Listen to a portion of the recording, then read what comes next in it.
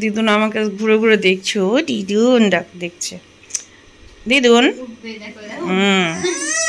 দেখছো, শুয়ে থাকবে না, ঘুম ভেঙেছে 5:30টার দিকে ঘুম ভেঙেছে আজকে দিদুনের। জানলাটা না খুলে দিই, ঘরটা একটু সাইডটা একটু খোলা থাক, তাহলে ঠান্ডা, কি সুন্দর জানলা খুললেই একটা ঠান্ডা হাওয়া আসে।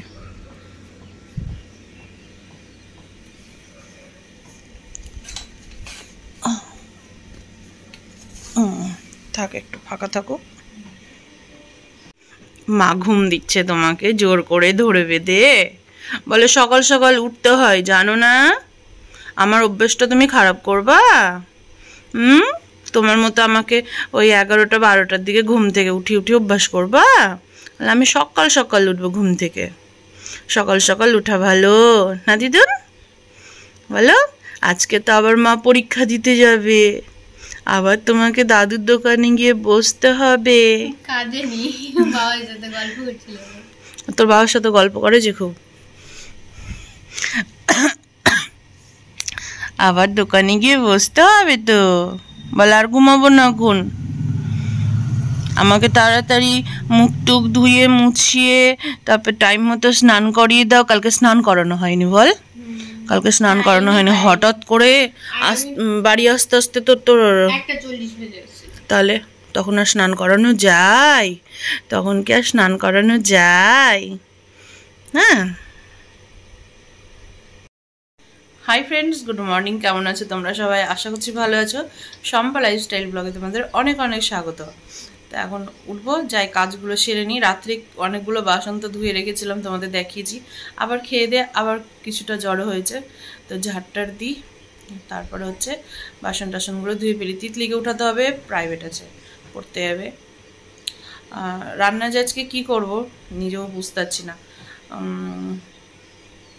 কালকে আবার না ওই পাতলা পাতলা সজনে নিয়ে এসেছিলো, আমি বলেছিলাম আমাকে পাতলা সজনেগুলো খেতে ভালো লাগে। সজনে আছে ফ্রিজে, আবার নিয়ে চলে এসছে। কালকে রাত্রে কিছুটা আমি ছাড়িয়ে রেখেছিলাম, এখনও কিছুটা আছে। এত মানে কি বলতো, তখন রাত্রি বাজে 11:30 কি 12টা, জানি যে সকালে সময় হবে না। আর ফ্রিজে না সজনে যদি গোটায় ভরে দিই, মানে সজনে ডাঁটাটা গোটায় যদি রেখে দিই, তাহলে কী হয় বলো তো, শুকিয়ে যায়।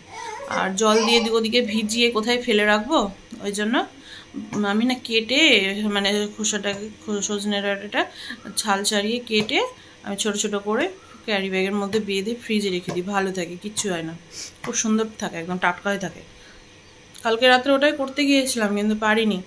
অর্ধেকটা ছাড়িয়েছি, অর্ধেকটা রাখাই ছিল। আর পুরো মানে কি বলতো, আমি এরকম করে ঢুলছিলাম আর সজনা ছাড়াছিলাম। যদি বলছে মা রেখে দাও, তখন বাজে রাত্রি 12টা। ভোর 4টে 4:30 উঠে সারাদিন যদি না ঘুমায়, তাহলে না ঘুম পেয়ে যায়, ভীষণ ঘুম পাই।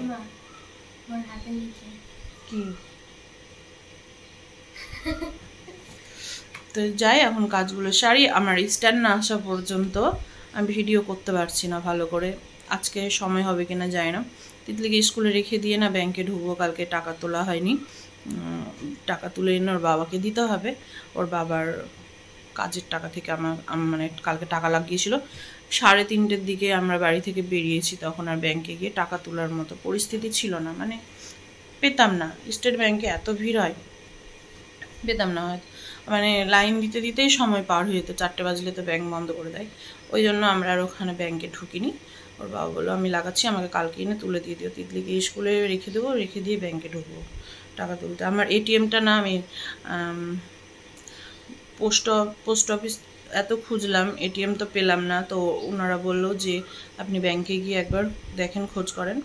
তো যাবো, গিয়ে দেখি এটিএমটার ব্যাপারেও কথা বলবো। এটিএমটা হাতে পেয়ে গেলে না এই ব্যাংকে যাওয়াটার কোনো ঝামেলা থাকে না। তো চলো কাজগুলো সেরে ফেলি।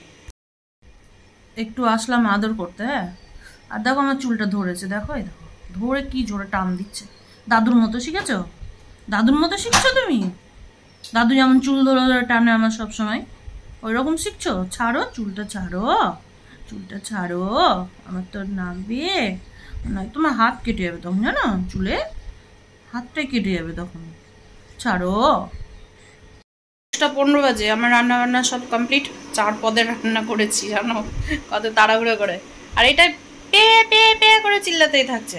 কিভাবে চিল্লাচ্ছে, চিল্লা দেখছো, দেখো কি টিভি বন্ধ হয়ে গেছে, টিভি বন্ধ হয়ে গেছে। তাই স্নান টান সব কমপ্লিট পুচকির, কারণ হচ্ছে ওর বাবার দোকানে পুচকিটাকে দিয়ে তারপরে হচ্ছে গিয়ে জুথি পরীক্ষা দিতে হবে, আর আমি তিতলিকে নিয়ে স্কুল যাব। স্নান আজকে শ্যাম্পু ট্যাম্পু করানো হয়েছে পুচকিটাকে। তো কি কি রান্না হয়েছে চলো একটু তোমাদেরকে এক ঝলক দেখিয়ে দিই।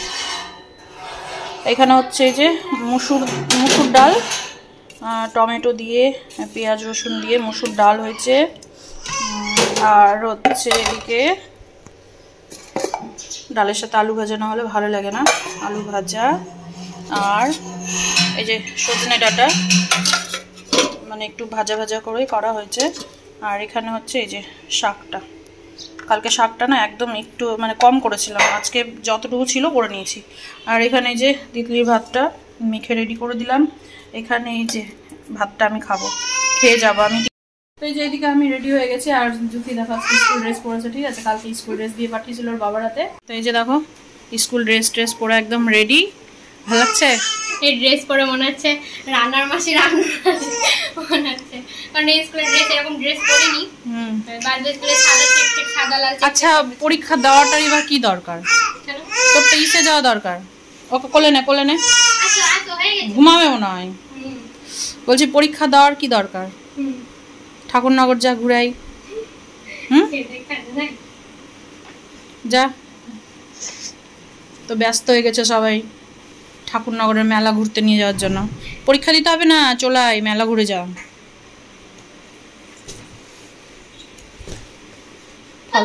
ফালতু ফালতু স্কুলে ভর্তি করানো, পড়াশোনা করানো।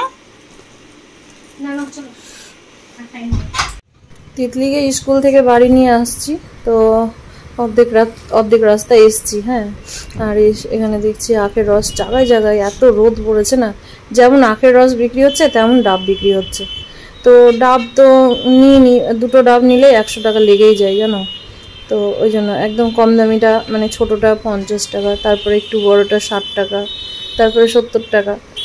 তো ওই জন্য না ডাবের কথা আর ভাবিনি, তো ভাবলাম যে আখের রস খাই। তো তিতলিকে বললাম খাবি, তিতলির তো নজর হচ্ছে যে আইসক্রিমের দিকে, তো এখন পরীক্ষা চলছে তো আইসক্রিম দিব না, কোথায় খেয়ে শরীর খারাপ করবে। তো বলছে কি খাবো না, তারপর আবার বলছে ঠিক আছে খাবো। তাহলে দুটো নিলাম, 20 টাকার 15 টাকার আর 20 টাকার গ্লাস আছে, তাহলে 20 টাকারটাই দেন, আমার ভীষণ ভালো লাগে। তাই আমি বললাম যে দাদা একটু লেবু চিপে দিন, তো বললো ঠিক আছে। তো এখন আখের রসটা খাবো, খেয়ে তারপর আবার বাড়ির দিকে যাব। ব্যাংকের কাজটাও সেরে নিয়েছি, ব্যাংকের কাজও শেষ হয়েছে, আর তিতলির স্কুলের ছুটিও হয়ে গিয়েছে, একদম টাইম সব কিছু।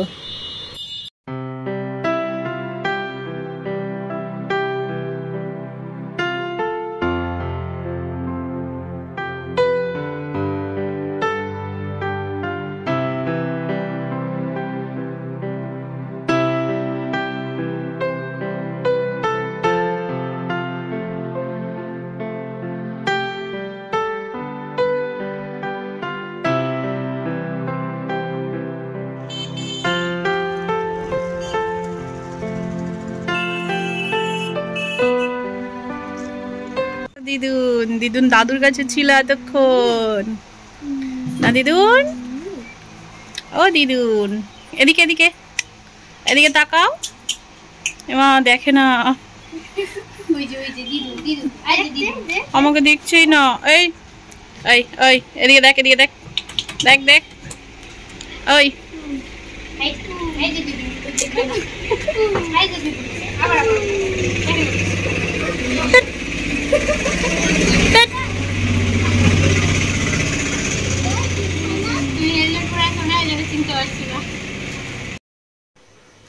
এত রোদের তাপ, এসে এখন বসলাম একটু ফ্যানের হয়, স্নান করব। তার আগে যে মাথাটা একটু ঠান্ডা হয়ে যাক, রোদ থেকে এসে স্নান করা ঠিক না। স্নান করব, করে একটু খাবো, খেয়ে ভাবছি একটু ঘুমাবো। তো তোমাদেরকে দেখাই, হ্যাঁ ঠিক আছে। এই যে পেমেন্ট, ইউটিউব পেমেন্ট, এটা এখন দাদার হাতে দিয়ে দেবো। ড্রেসিং টেবিলে দাদা লাগিয়েছিল টাকা কালকে, এখন দাদার হাতে দিয়ে দেবো পেমেন্টটা। আমার ইনকামের টাকা এটা, আর এখন আমার নেই, ঠিক আছে। তো এখন স্নান টান করি, চলো পুরো ব্লগ দেখতে থাকো, সাথে থাকো। এখন মা মেয়ে রিলস বানাচ্ছে। একটু বানিয়ে নি, বানানো হয়নি। একটা বেগুনের বেগুনই কতটি হলো দেখো। বেগুনগুলো অনেক দিন ধরে পড়ে আছে, ভেতরগুলো না কালো কালো হয়ে যায় রান্না না করলে। তো ভাবলাম যে সন্ধ্যের দিকে একটু ইচ্ছেও হয় এটা ওটা খেতে, তো ভাবলাম যে একটু বেগুনি ভেজে নিই। যদিও আমার খাওয়াটা ঠিক হচ্ছে না, এগুলো এত শরীরে ফ্যাট হয়ে গেছে, কিন্তু আমার একটু তেলে ভাজা খেতে বেশি ভালো লাগে। মানে মিষ্টি জিনিসের থেকে আমার একটু ঝাল লবণ এগুলোই মানে একটু ভাজা টাজা এগুলোই ভীষণ ভালো লাগে খেতে। তো ভাজলাম, যদিও ইচ্ছে করছিল না। যখন ভাজতে যাই তখন দেখছি আমার গা না জ্বরে পুড়ে যাচ্ছে। কেন যে জ্বরটা আসছে বুঝতে পারছি না। এরকম জ্বরও এসছে, আর গা হাত পাটা মানে সকাল থেকে ব্যথা ব্যথা করছিল। আর একটা মেন বিশাল বড় একটা প্রবলেম হয়ে গেছে আমার যে মানে এত অপারেশন হয়েছে, তো সেই দেখছি এখন ওই সেলাইয়ের জায়গাটা দেখছি লাল, তুই দেখলি না বল, লাল হয়ে শক্ত হয়ে গেছে আর ভীষণ ব্যথা। 2 দিন থেকে এত ব্যথা, আমার মনে হয় ওই ব্যথাতেই মনে হয় আমার জ্বরটা চলে এসছে। এখন কি যে করব, ডাক্তারের কাছে যাব না কি বুঝতে পারছি না। হট করে সেলাইটা লাল আর এরকম ব্যথা কেন হলো কিছু বুঝে উঠতে পারছি না। ভীষণ ব্যথা করছে, ভীষণ। আমি উঠতে বসতে ভীষণ কষ্ট করছি ব্যথাতে, ভালো লাগছে না। কালকে সজনে ডাঁটা অর্ধেকটা ছাড়িয়ে রেখেছিলাম গত রাত্রে, বাকিটা এখনো আছে। এখন ভাবছি ছাড়াতে বসবো, একটু খেয়ে নিই, খেয়ে বসবো ছাড়াতে। এদিকে পুচকিটা ঘুমাচ্ছে, তো এদিকে এখন এই যে পুচকিটা ঘুমাচ্ছে, আর পুচকির মা পড়তে বসেছে, কি এখন খুঁজে পাচ্ছে না, খুঁজছে এখন ওটাই। আর ওইখানে তিতলি পড়ছে নিচে। বাইরে এখনো আলো আছে, সন্ধ্যেটা লাগেনি। ভাবছিলাম একটু ছাদে যাব, গাছগুলো একটু দেখে আসবো। হ্যাঁ ভেবেছিলাম জুথি আর আমি একটু হাঁটতে যাব, কিন্তু না, সেলাইয়ের ব্যথার জন্য না আর ভালো লাগছে না। এই যে দেখ তোর বাবার কীর্তি, দেখ দেখ দেখ, এই যে দেখ গামছা টামছা আবার ঝুলিয়ে দিয়েছে আলনায়, দেখ দেখেছিস। তোর বাবাকে নিয়ে আমি আর পারবো না, ফেলি না। ভাবলাম একটু ছাদে যাব, জানিস, পেয়ারা গাছে বলে ফুল ধরেছে বলে, আমি বলে কানাও দেখতে পাই না বলে চোখে। হ্যাঁ আমি তো সেদিন পুরো গাছ খুঁজলাম, আমাকে বলছে টমেটো তো ধরেছে, ওটা জানি। আমি তো বলছি টমেটো ধরেছে, আমি তো ভিডিও করলাম। পেয়ারা গাছে বলে ফুল ফুটেছে, আমি দেখতে পাই না বলে, কানা বলে আমি। তো ভাবলাম বিকেলে যাব, কিন্তু আমার আর ইচ্ছে করলো না যেতে। আচ্ছা আমার কি করা উচিত? ডাক্তার দেখানো উচিত না? মনে হয় ডাক্তার দেখানো উচিত। সেলাইটা হট করে এরকম, এর আগে জানো না তিতলি হয়ে আমি 10 মাস আমি পেটের ব্যথায় ভুগেছি। তিতলি হাঁটা শিখে গিয়েছে, তো আমার পেটের ব্যথা ভালো হয়নি।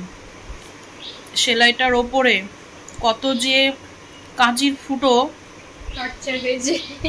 এত টর্চার হয়েছে আমার। এই তিতলি যখন হয়, সিজারে যখন হয়, তখন এই পেটের কাঁচা সেলাইটা 13 দিনের না 12 দিনের সেলাই ছিল, সেই সেলাইয়ের ওপরে এত যে কাঁচির ফুটো আমার সেলাইয়ের ওপরে, মানে আমি বলে বুঝাতে পারবো না। এইরকমই সেলাইটা ফুলে লাল হয়ে গিয়েছিল, তখন এই কাঁচি দিয়ে ফুটো করেছিল। আমার ভীষণ ভয় লাগে জানো, সেলাই টেলাই ব্যথা করলে এত ভয় লাগে। আমার উপরে আতঙ্ক এখনো ঢুকে আছে জানো, মানে কি বলবো, মনে হতে কি ব্যথাতে, মনে হতে কি চোখের সামনে জোনাকি পোকা জ্বলছে, এরকম লাগতো ব্যথাতে। তো আমার এখন ভীষণ, আমি এখন বাড়িতে মাকে ফোন করি, বদ্দাকে ফোন করি, কি বলছে। যদি বলে না ডাক্তার দেখা, তাহলে ডাক্তার দেখাবো।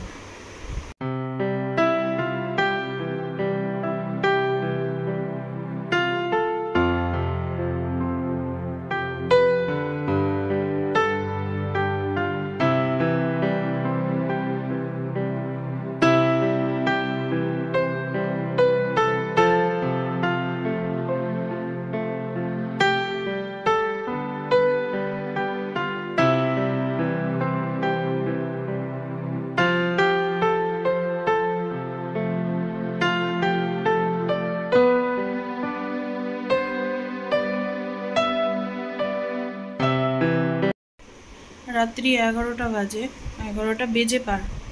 এখন আমি আসলাম কড়া করে 1 কাপ গরম জল নিয়ে। রাত্রে আমি আর কিছু খাইনি, ওই সন্ধ্যের দিকে একটু বেগুনি খেয়েছিলাম ব্যাস। কারণ হচ্ছে আমার না শ্বাসকষ্ট হচ্ছে ভীষণ ভীষণ, এদিকে শ্বাসকষ্ট হচ্ছে আর এইদিকে আমার পেটের সেলাইটা এত ব্যথা, আমি শুয়ে থাকলে না উঠতে পারছি না ব্যথায়, মানে উঠতে গেলে না সেলাই প্রেশারটা পড়ছে, তখন মনে হচ্ছে কি আরও কষ্ট হয়ে যাচ্ছে আমার। তো 1 কাপ গরম জল করে নিয়ে আসলাম শ্বাসকষ্টের জন্য, কিন্তু এটা খেলে না আরাম পাওয়া যায়। ওষুধ নিব, আমি কথাও বলতে পারছি না, হাঁপিয়েছি। শ্বাসকষ্টটা হওয়ার কারণ হচ্ছে কি, জলটা খেয়ে নিই তারপর ওষুধটা নেব। শ্বাসকষ্টটা হওয়ার কারণ হচ্ছে ফ্রিজে না শশা ছিল, ঠান্ডা শশা ছিল, আমি বিকেলের দিকে একটু খিদে পেয়েছিল, তো ফ্রিজের 2টো শশা আমি ঠান্ডা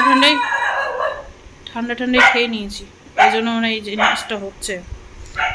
তারপর নিচে এরা পড়ছিল, আর 2 বোনে পড়ছিল নিচের ঘরে, তো আমি ভাবলাম কি ওপরের ঘরে গিয়ে একটু ঘুমাই, ওই স্ট্যান্ড ফ্যানটা চালিয়ে শুয়েছি, ব্যাস ওটাতেই কাজ নিয়ে নিয়েছে। তারপরে সবার খাওয়া দাওয়া হলো, বাসন ছিল বাসনটা ধুয়ে রাখলাম, নাহলে আবার সকালে না ভীষণ তাড়াহুড়ো লেগে যাবে। তারপরে আবার পাট শাক নিয়ে এসেছিলো, পাট শাকটাকে বেছে রাখলাম,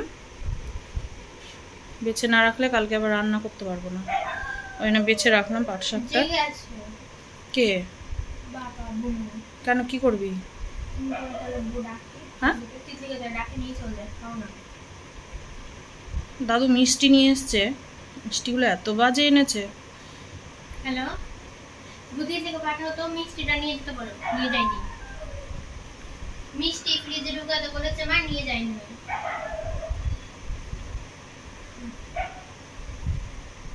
তিতলি আর ওর বাবাকে পাঠালাম যে যাও যে ঘুমাও গা, ওর আবার পরীক্ষা আছে, সকাল উঠতে হবে।